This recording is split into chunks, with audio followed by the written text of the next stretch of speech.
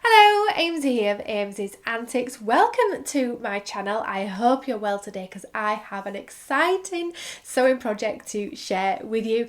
This one has been a long time coming and it has not been without its problems, but today I am proud to show you the process of making jeans for the first time and completely from scratch.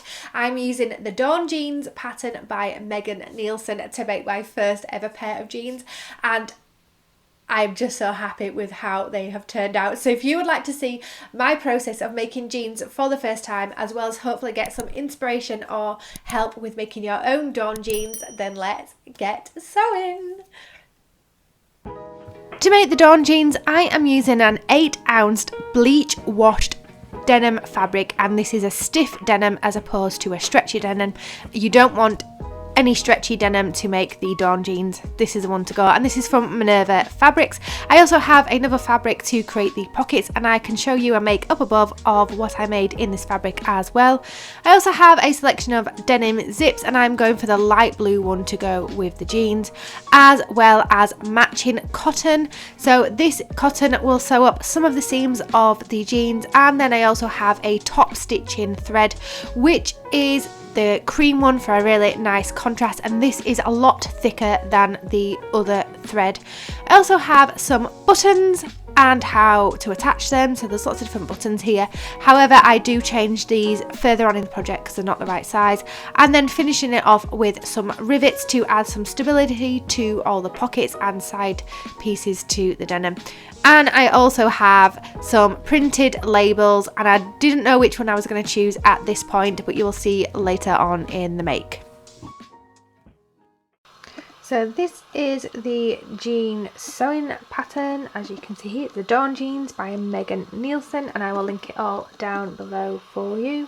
And I quite like the style of this one, and I think it is the straight leg with a folded hem. So I'm going to make the straight leg version and hope for the best.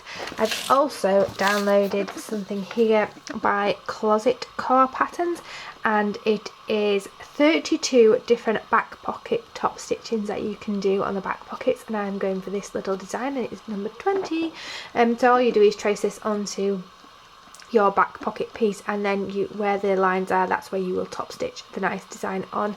And I'm also going to do a zipper fly, so I want it a zip closure, and with the pattern you get different fly variations. So as you can see, there's an exposed fly, there's a concealed button fly, and a zip fly, so I'm going to go for the zipper version.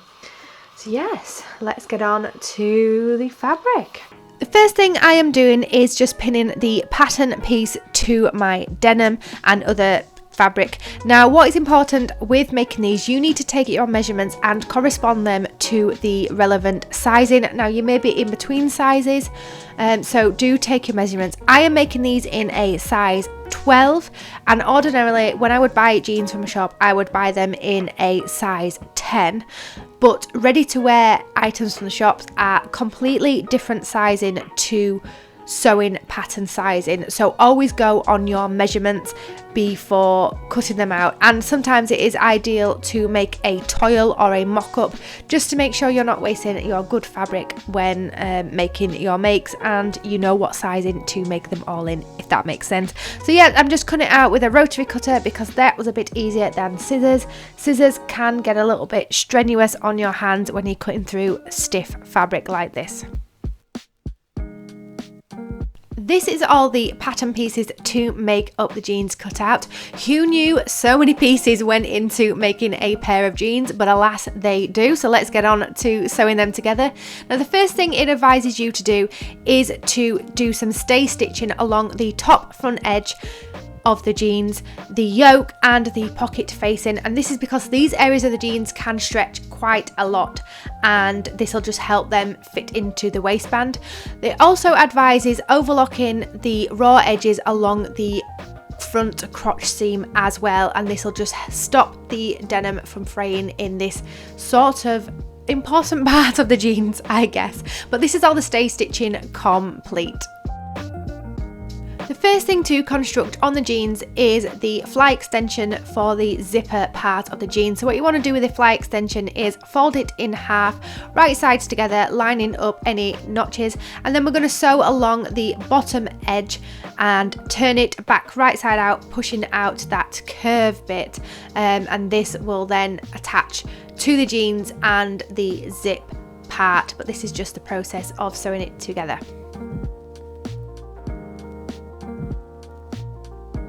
So here is what the fly extension part looks like, sewn and zigzagged along that raw edge. I've also zigzagged along the fly part as well, just to finish off this edge, because this is going to be used in the zipper part as well. And then we're going to move on to sewing in the zipper. So I'm changing to my zipper foot and then pinning the edge of the zip along that newly zigzagged edge of the fly extension and securing it in place with that zipper foot. And what I find easy is moving the zip closure up and down, just to make room when sewing along, and this helps get that needle and thread as close to the zipper teeth as possible that the foot allows. And this is what the zip looked like once it was attached to that zipper extension piece. And then it was time to attach the zip to the front of the jeans, and this is attached first to the right trouser leg of the front, pinning it in place first and then sewing it along as close as possible to those zipper teeth like so, and then just going back onto the machine and changing the thread to a top stitching thread, because jeans have a really nice contrasting thread called top stitching, and it just gives a little bit more definition and contrast to the jeans. So I'm just going down with that top stitching thread. Then it's time to concentrate on the other side of the jeans for the zip by preparing the fly piece. So I'm attaching it to the front left leg, as well as creating some more of that contrasting top stitching down where that fly piece is, and then pinning it together to see where the zip is going to attach to that fly piece. At the moment this is not attached and it's just what it's going to look like, so we're going to actually use that zipper foot again and then sew down that unattached edge of the zip to secure it to the fly piece in the jeans. And here is what the zip looks like once it is attached to the front of the jeans, and I'm just testing to make sure it does open and close and I haven't caught any of the teeth.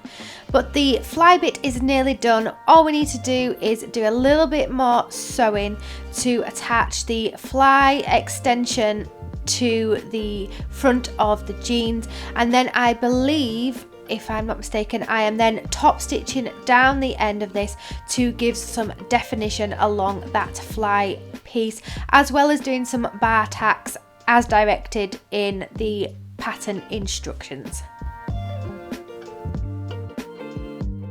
I'm also top stitching down the front of the jeans towards where the crotch is, as well as where the stopper to the zip is. Now you've got to be careful you don't break your needle when doing this bit, and making sure you stop before you hit that metal closing bit. So I have to admit, this is now a few months later. So I did this, or started this project in August. It is now after Christmas, near the end of December, and I thought I would pick up the project again. And that is not because I was finding the project difficult. I had a few issues with my sewing machine and needed to get a replacement part for it, and then I actually had other things to sew in time for Christmas, so I discarded my lovely jeans for now, and then I am back on it now. So let's hopefully get it finished. So I do apologise if some of the footage is a little bit disjointed. I can't quite remember where I got up to. From looking through the instructions, it looks like I have completed the zip and it is all in and working. So the next step will be to move on to the pockets. So that's what I'm going to do now. And I believe it's the front pockets and then the back pockets, which I'm going to do a really nice little design on them as well. So let's get started. I also want to point out, I found my top stitching needles that I purchased for the project and didn't use for any of this top stitching. So I'm going to actually do some of the top stitching with the other needle and see if that makes a difference on the look of the jeans as well. I mean, it's not going to change the fact that this is done, but I thought I would give that one a whirl as well. So yes, let's get on to doing the pockets, and hopefully it is the next step in the project. So here I am just preparing the pocket pieces to become pockets, and I believe this bit is the coin pocket, which is that tiny little pocket on the front. So I'm creating a double rolled hem here and pressing it with a lovely hot iron to keep it in place, and then doing 2 rows of top stitching along the top edge and then the bottom edge where that fold is, and remembering not to backstitch with top stitching because it just doesn't go well. It's a thicker thread. So yes, then I am just folding in the other edge of that coin pocket again with a nice hot iron to keep it all pressed in place. Then I am attaching this smaller piece to the bigger piece of that pocket piece. How many times can I say piece? Just using the pattern piece to indicate where I'm going to put it, pinning it and then sewing it in place, doing a few rows of top stitching as directed in the instructions. And then I am attaching the pocket bag pieces to the pocket facings, and the pattern fabric will be on the inside of the jeans, and this is just to give them a little bit of a fun look. And I did make a top in this lovely viscose gingham fabric, so I can link that above, as I said earlier, if you want to check that one out. But yes, just going around the edge to fasten these together as so. Then the next stage is adding on the pocket bags to the jean front, so lining up the curved edges as indicated on the pattern pieces and in the instructions. And then I'm going to head to the machine and sew along that curved edge to attach the pocket pieces together with the front of the jeans.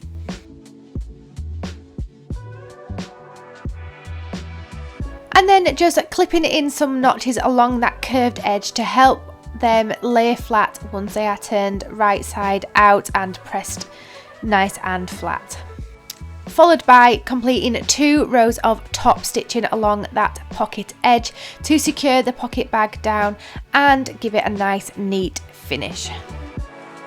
And then I am base stitching the pocket bags to the front of the jeans, so going along the waistline edge and the side seam edge. And this will just keep it in place while you're doing the rest of the sewing. Then I am turning my attention to the back pocket. So I've just traced the pattern that I got from Decor onto the 2 back pocket pieces, and I have actually top stitched the top edges, folding these like we did with that smaller pocket piece. And I'm just using a water erasable marker here to outline where I need to sew along. Now it's not perfect once I do start sewing it with the top stitching, but it still looks fairly effective once it is complete.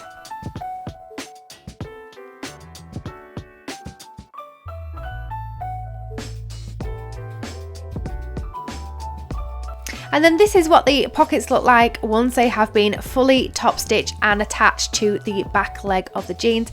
I don't think they've turned out too shabbily, not perfect, but you know, adds a bit of character to the jeans. And then it's time to add in the yoke, and the yoke goes between the pant leg as well as the waistband, and it's sort of like on a diagonal. So what I'm doing is matching up the notches here in the relevant places, pinning them together and then sewing along that edge with the regular cotton thread initially.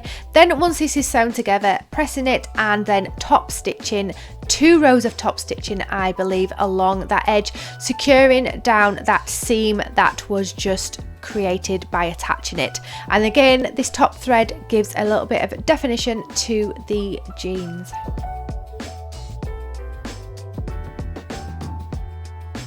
Then the next step is to secure the 2 back leg pieces together and going along that back seam. Here I am just lining up the notches as indicated to make sure they are all aligned where they should be, pinning it together. Then I'm going to sew it together with the regular blue thread that I have chosen, making sure all of the top stitching is lining up as well, and then just doing 2 rows of top stitching after this along the outside of that seam, pressing the seam to the left side of the jeans, I believe, just to help it all lay flat. And the jeans are really starting to take shape now. So the next thing to do is attach the front and back of the jeans together, and we're going to go along the crotch seam and the 2 inner leg seams here. Now I've already top stitched the front and back seams on the jeans, so I need to make sure these are lining up perfectly because it's going to be very noticeable if they are not aligned. And then I'm matching the notches and pinning along that inner leg seam, heading to the sewing machine to sew with regular thread, and then doing 2 rows of top stitching along these seams, and it should start to look like a pair of jeans then.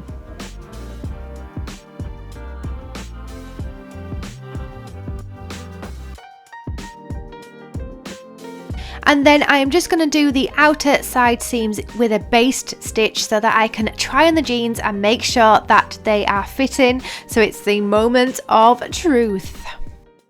So I have basted stitched the side seams together just to get a little feel of how they're going to fit before I actually commit to doing all the top stitching and everything that goes on with the seams. But they are actually fitting really well. It's just a little bit loose on the waistband part, or where the waistband part will go, but that is common for me with jeans, so I guess I could take the yoke bit in a little bit, but I don't want to sort of ruin the look of them.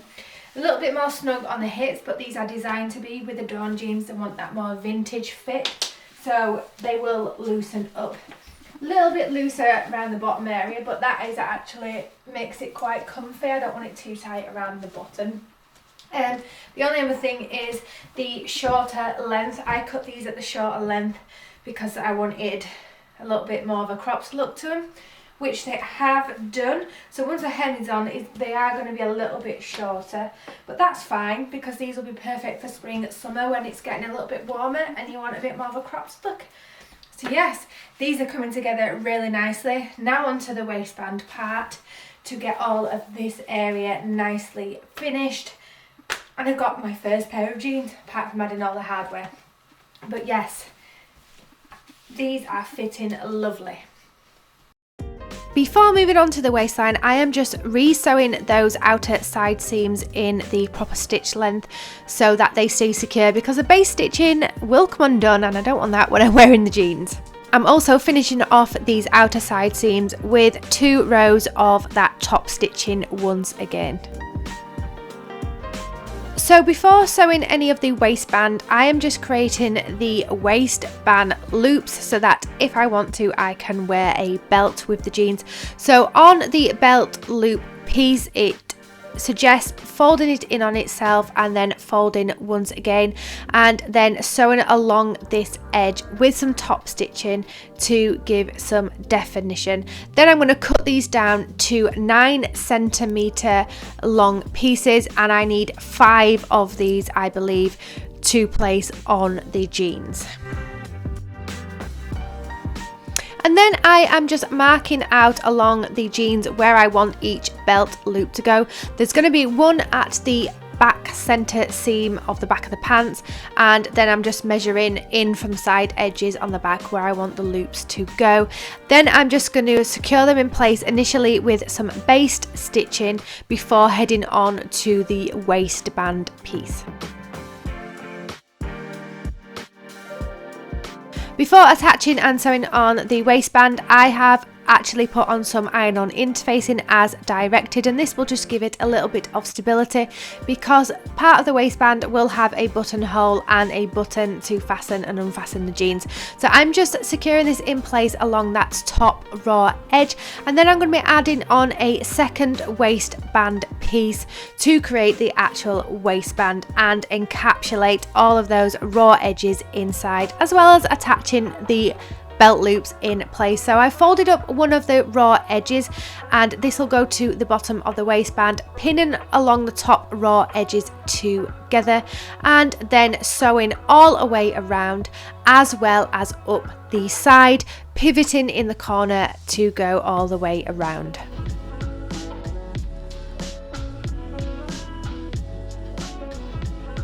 And then it's time to trim down the seam allowances of the waistband pieces. However, because we have 2 pieces of the waistband, I am trimming one slightly smaller than the other, and it's called something like a graded seam allowance, I think, or something along them lines, as well as cutting the corners, because this will help the fabric push out once turned and flipped the right side out, and it'll give that really nice square look to the front of the jeans that are associated with a jeans waistband.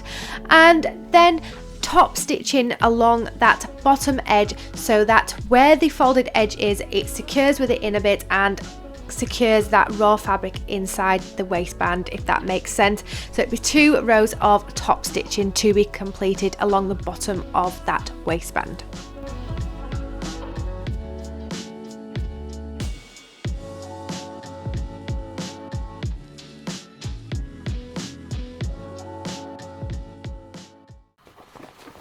So I've managed to sew on, sew on all of my belt loops. They're not perfect, but they are what they are. And the next step is to put a buttonhole and a button so that we can close the waistband. However, looking at the buttons that I've just bought, I've bought 14mm ones, which, is at the bottom? Yeah. So the screw-in type ones. So you have,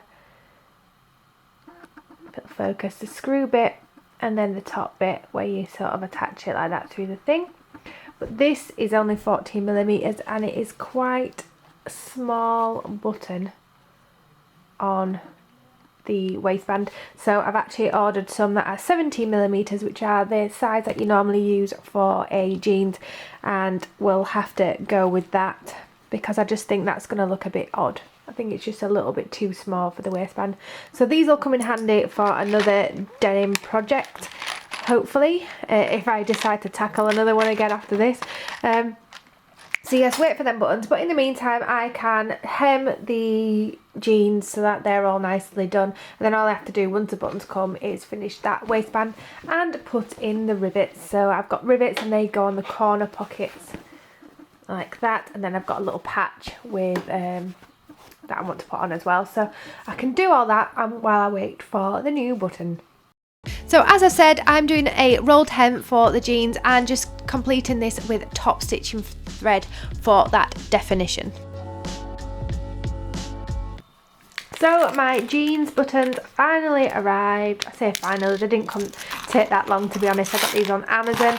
I've just taken a bit more time to get back onto the jeans, but what was quite good with these, I found, let me see if I can get it to focus, is the button actually says AA jeans, and I take that as a sign this is a button for my jeans, Ames's Antics jeans. What do you think? Yep.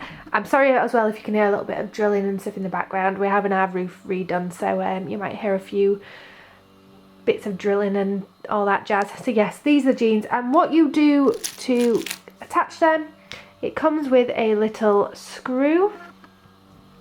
You make a hole in the jeans and then and then you put, oh god, I can't do it on camera, then you put them in and then you screw it together, and then that'll go onto the front of the jeans. So yes, let's get going onto the buttonhole. I have had a little bit of practice. I mean, it's not perfect on a scrap piece here. I found that the top stitching, it just wouldn't do the buttonhole, so my buttonhole is going to be actual thread that's sewn everything together, really. Don't think it'll be too bad, and actually the buttonhole isn't the best because I'm not great at buttonholes, then it might blend in a little bit better on the front of the jeans as well. So yes, let's get to making the buttonholes, finishing the jeans. Woohoo!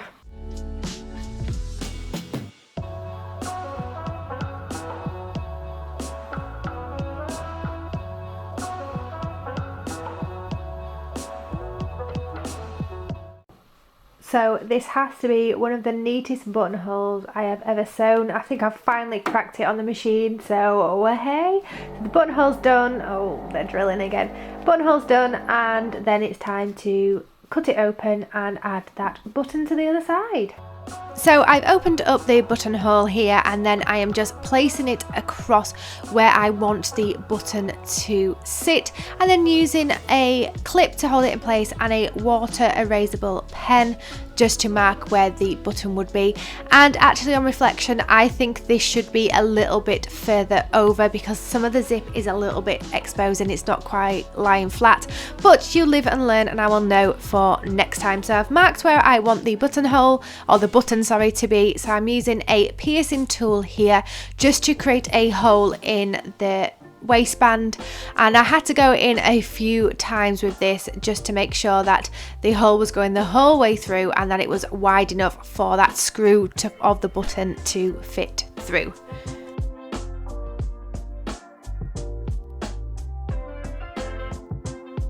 So after creating the hole, the button was so easy to put on, and with it having that screw fitting, I can change these about as much as I like if I decide, but I think I'm going to stick with this one. And yes, like I say, it was really simple to do, and all you need to do was use that little screwdriver to tighten it to keep it in place.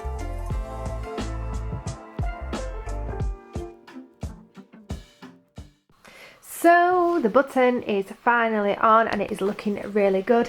So there've only a few more things to do now to get these jeans finished. We already hemmed them, which is good. So the last thing to do is add on some of these rivets, and these go on the corners of the pockets usually. You usually have one on the little pocket and then I think one on the corner. I'll have to have a look at some jeans just to make sure, and on the back pockets maybe, and they just add a little bit of stability to the corners of the pockets, so when you're going in and out of them they don't sort of come apart, because I think that's a bit where there's more stress on the jeans.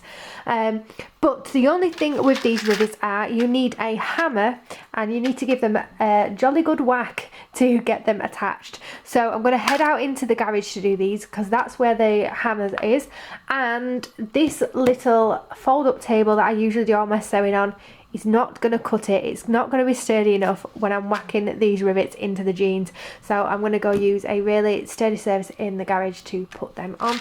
And then finally I have some labels, and I'm deciding which one I want to do, but I'm going to put one of these on the back, and it's probably going to be the square ones, like a nice big patch pocket either on the waistband or on top of the pocket. I'm not quite sure yet, but then the jeans will be finished finally. So let's head out into the garage to add on these rivets. Okay, so we're in the garage. I have this big metal sledgehammer. This is going to use as the base to put the jeans and bash with this hammer, although I am going to cover it so it doesn't get anything on. And then I have my rivets, and first I need to pierce the holes in the jeans and then we'll get to putting these on. So yes, let's get to it. So like I said, the first thing I needed to do was create a hole, and luckily you get a piercing tool within the kit that I am using. Once that hole is there, it's time to thread the two pieces of the rivets together and then bash them with this special tool and a hammer, and they should secure in place like so. The final thing to do on these jeans was then add in that patch along that back waistline, and here is the finished Dawn jeans. Baby, sail away, take a break or stay, print a magazine, build a house of trees. Don't be so afraid that you'll leave one day.